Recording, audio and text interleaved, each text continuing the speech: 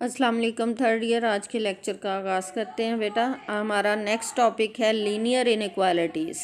Linear inequalities की define है, linear inequalities look like the equation of a line but have less than, greater than और equal to और less than और equal to instead of equality sign. यानी ये equation of line ही होती है, लेकिन इसमें इक्वालिटी साइन की बजाय इस तरह के साइन मौजूद होंगे, या लेस देन का होगा, या ग्रेटर का होगा, या ग्रेटर और इक्वल टू का होगा, या लेस देन और इक्वल टू का होगा। इसकी एग्जांपल ये देखें, अगर लाइन की इक्वेशन लिखें तो वो होती है 2x + 3y = 5। लेकिन ये इनइक्वालिटी है, ये यहाँ पे या लेस होगा या ग्रेटर होगा, मतलब कोई भी इन चारों में से कोई भी साइन हो सकता है। तो यहाँ पे एग्जांपल में दिया 2x + 3y > 5, x + y <= 8, 4x + 5y <= 10। Solutions of linear inequalities क्या होते हैं? Solutions are order pair X Y, यानी दो वैल्यूज़, इनका सॉल्यूशन जो हैं वो दो वैल्यूज़ होती हैं that make the inequality true, जिस पे ये इनइक्वालिटी ट्रू होती है। जैसे फ़र्ज़ करें x1 y1 अगर हम इसमें पुट करें तो 1 + 1 2 इज़ लेस दैन 8। 2 वाकई 8 से लेस होता है, इसलिए हम कहेंगे ये इनइक्वालिटी ट्रू है। And 1 1 order pair 1 1 is the solution of this inequality. लेकिन अगर हम x की वैल्यू यहाँ पे 7 पुट करें और y की 3 पुट करें तो हमारे पास 7 और 3 के कॉरिस्पॉन्डिंग यहाँ पे क्या आएगा? 10 लेस दैन 8। क्या 10 लेस दैन 8 होता है? नहीं, 10 तो ग्रेटर दैन 8 है। Therefore 7 3 order pair is not the solution of this inequality, क्योंकि ये ऑर्डर पेयर ऐसा है जो इस इनइक्वालिटी को फॉल्स कर रहा है, ट्रू नहीं कर रहा। तो pair that makes the inequality true is called solution of the inequality. Solutions के हवाले से ये एग्जांपल भी देख लें आप। ये आपकी इनइक्वालिटी है यहाँ पे 2x + 3y > 5। 2x + 3y > 5 is 0 1 a solution of this inequality. क्या करेंगे? जैसा कि मैंने अभी एक्सप्लेन किया, x की जगह 0 और y की जगह 1 पुट करें, हमारे पास आता है 3 > 5। ग्रेटर देन तो 5 है लेकिन इक्वल टू 5 नहीं है, इसलिए ये इसका सोल्यूशन नहीं है। अब 0 1 is not solution of this. If 4 - 1 is a solution of, क्या 4 - 1 इसका सोल्यूशन है? इसमें 4 पुट करें x की जगह, y की जगह -1 पुट करें। 8 - 3 क्या आ जाएगा? 5 > 5।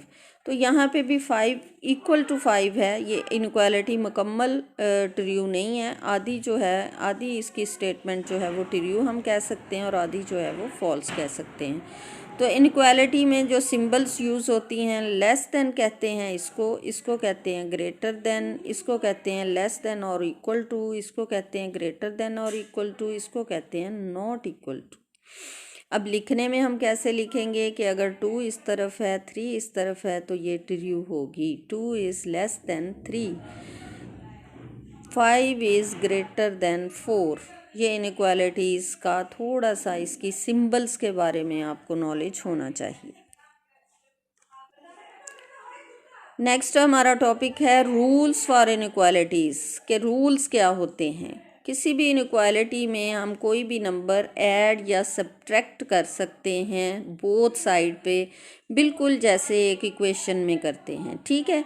इसी तरह हम मल्टीप्लाई और डिवाइड भी कर सकते हैं एक इनइक्वालिटी को किसी पॉजिटिव नंबर के साथ, ठीक है। पॉजिटिव नंबर मल्टीप्लाई और डिवाइड भी कर सकते हैं, उसके साइन में कोई चेंज इनइक्वालिटी के में नहीं होती, ठीक है। इसकी एग्जांपल्स ये हैं 2x - 3 लेस दैन 8, तो 3 बोथ साइड पे प्लस कर दो तो 2x < 11 हो जाएगा। यानी जिस तरह इक्वेशन में हम परफॉर्म करते हैं ये ऑपरेशन यहाँ भी कर सकते हैं।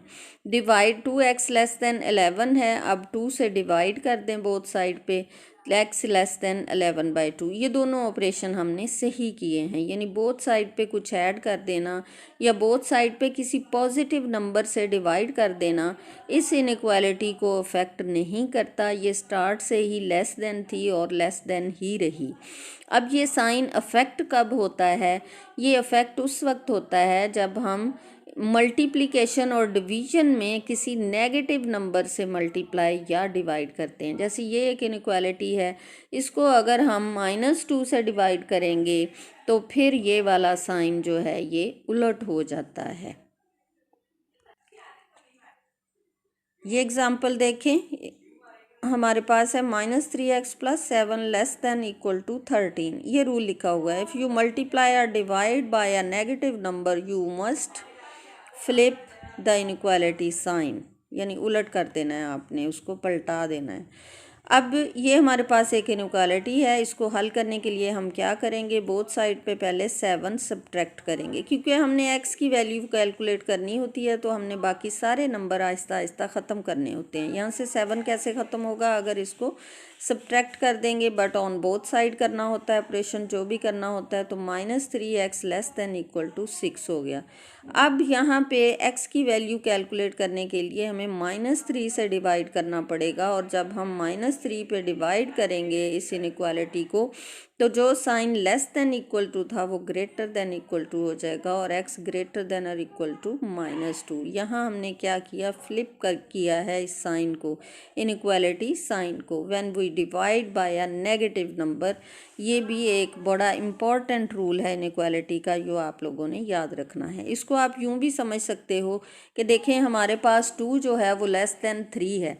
अगर तो हम बोथ साइड पे +2 से मल्टीप्लाई करें तो हमारे पास क्या होता है, बोथ साइड, एक साइड पे 4 बन जाता है 2 से मल्टीप्लाई करने से, दूसरी तरफ 6, एंड 4 लेस देन 6 ही रहता है। लेकिन अगर हम -2 से मल्टीप्लाई करें बोथ साइड को तो -4 और -6 बनते हैं। अब -4 जो है ये ग्रेटर देन -6 है, इनइक्वालिटी चेंज हो जाती है।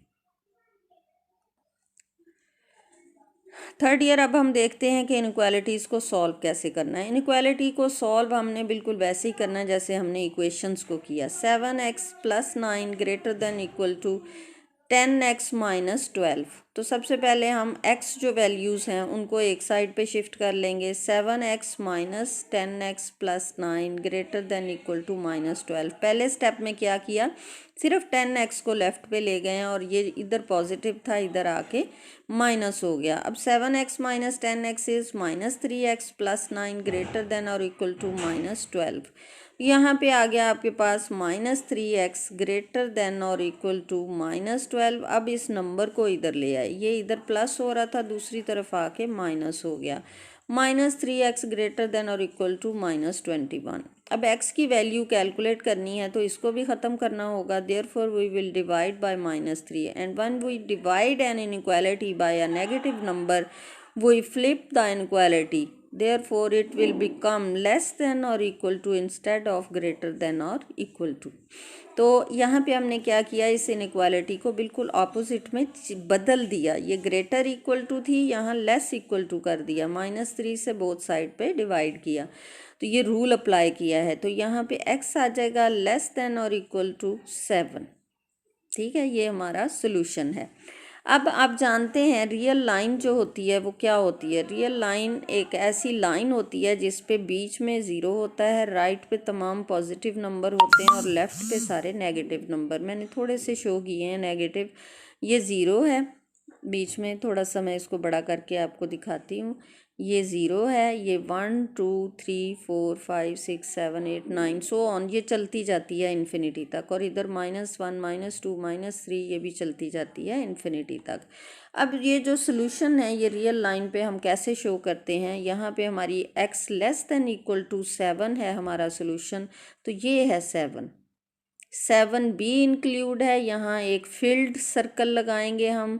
अगर खाली सर्कल लगाएंगे उसका मतलब होगा ये नंबर शामिल नहीं है, अगर फिल्ड सर्कल लगाएंगे इसका मतलब है 7 भी शामिल है। 7 से पीछे तमाम x वैल्यूज़ जो हैं इसके सॉल्यूशन में शामिल हैं। आप देखें इनइक्वालिटीज़ के सॉल्यूशंस जो हैं वो सिर्फ एक नंबर नहीं होता, जैसे हम इक्वेशन को सॉल्व करते हैं हम निकालते हैं x equal to 7 x equal to 3, लेकिन इनइक्वालिटी में इन्फिनिट वैल्यूज़ आ जाती हैं इसके सॉल्यूशन सेट में।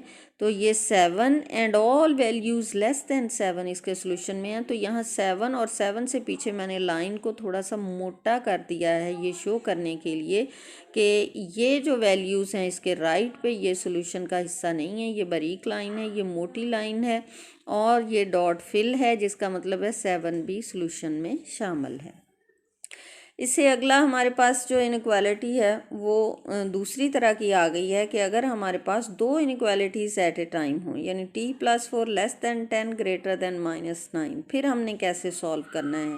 तो हम क्या करते हैं, इस हाफ इनइक्वालिटी को अलग कर लेते हैं, इस हाफ राइट हाफ को अलग कर लेते हैं। लेफ़्ट हाफ ये है -9 लेस दैन t+4, ये लेफ़्ट हाफ है।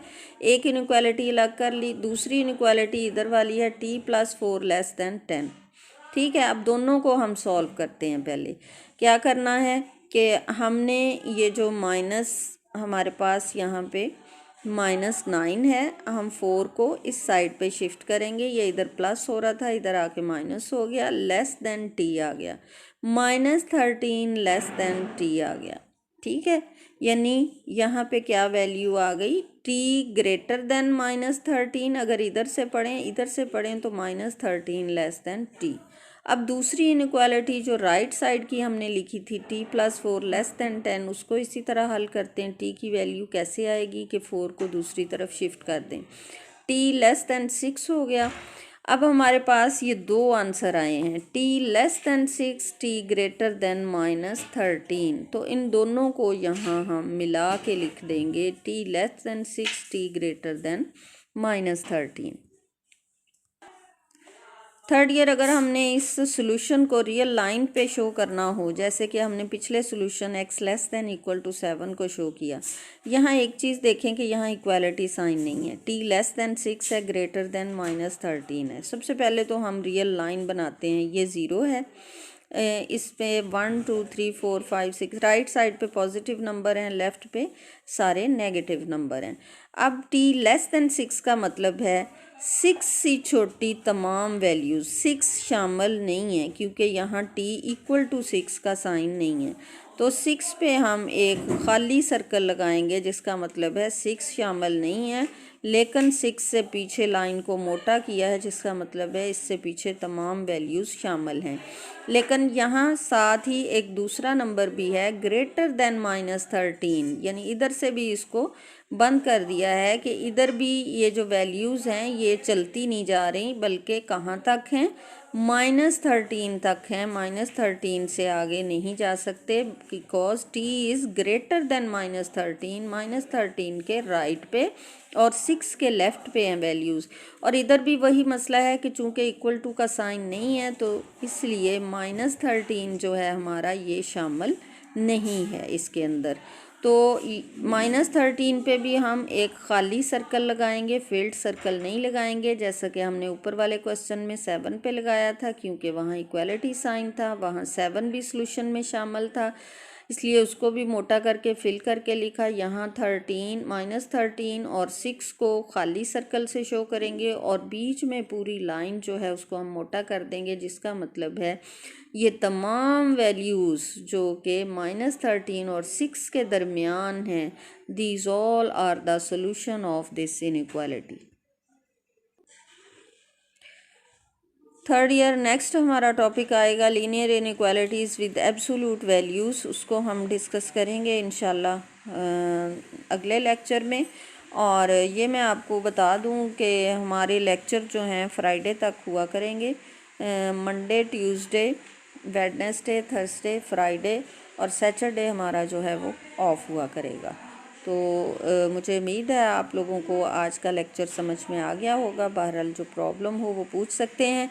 कुछ स्टूडेंट्स ने पिछले जो मैंने क्वेश्चन दिए थे क्वाड्रेटिक इक्वेशन में, उसमें x-1 वाला जो क्वेश्चन था bx-1 उसके सोल्यूशन के बारे में पूछा है, तो वो मैंने नोट कर लिया है बेटा। मैं किसी दिन उसका सोल्यूशन सेंड कर दूँगी।